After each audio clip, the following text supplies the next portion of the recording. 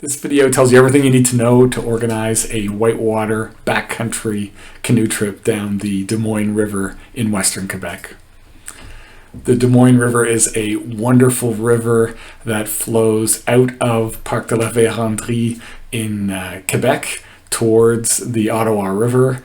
It is a wild river, undammed, unspoiled. It is definitely backcountry. There's some logging roads, but basically a pretty remote trip. And it is very well known in the region. There's a lot of people that really earn their whitewater stripes on the Dumoine River, and it is just brilliant. You can see in this video, this is a September trip that somebody's done, not me. You can see the water's still pretty high, and people have their dry suits on, but the wave action is still really good. There are a few mandatory portages on the Dumoine, but there's a lot of rapids, and I'll show you that in just a sec. Gosh.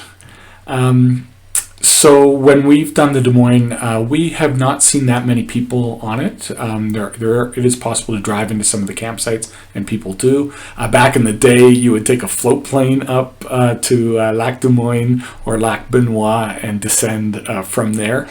But there are access roads, and you can get a ground shuttle to bring you and your canoes up to the Dumoine River. So as I mentioned, here's a map. You can see Ottawa, and basically it is west and then northwest of Ottawa, a few hours on the Trans-Canada.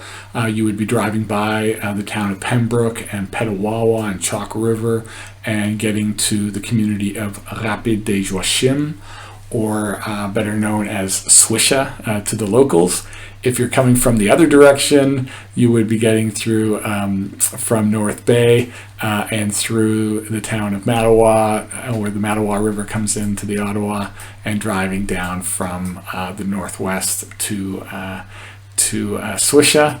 And then, as you can see, there are some, there's roads and then logging roads that give you access to the river. There's a great waterproof map that you'll want while you're on the river, and here it is here, the Guide Canot-camping, the Paddler's Guide to the Rivière du Moine. It's a great map. It's got really good indications. It's made for canoeists, and it's well marked. The portages and the rapids are all really well marked on that. In terms of outfitters, so Black Feather, the famous outfitters, got their start really on the Des Moines River, and so you can always go with them. They have guided trips down the Des Moines for sure. I have used Expedition Rivière Noire, so Black River Expedition, and this is a great outfitter, and Michelle here is very knowledgeable and will help you with your trip. So I've got you can see the URL there for Expedition Rivière Noire. I've also used Esprit, Whitewater.ca, who's a great outfitter and who services the Des Moines River as well. Really reliable outfitters. But if you Google outfitters for the Des Moines River, there's tons of outfitters near and far that will service the Des Moines River. Why so many outfitters? It's because it's a great river. You can put in, if you're looking for a 5 or 6 day trip, best to put in at Lac Du Moine. You can put up a lot higher. In fact, you can put up right in Parc de la Vérendrye if you want and turn it into a 2-week trip, which is brilliant. But if you're looking for like a 5-6 day trip on the water, best put in at Lac Du Moine here. And then, as you can see, they've got this topo map, which is available free for download, by the way. Does indicate where the float planes could bring you in, but it's a little less expensive to take a ground shuttle. But as you can see, lots of R1s, R2s, R3s, all the way down. And the campsites here are maintained by a group of volunteers, friends of the Des Moines River. So the campsites are generally very well maintained, but of course it takes effort by everyone to make sure that we keep it that way. And then there are beautiful cliffs towards the bottom of the river. It's absolutely spectacular scenery here. and there's some nice sandy beaches and so on.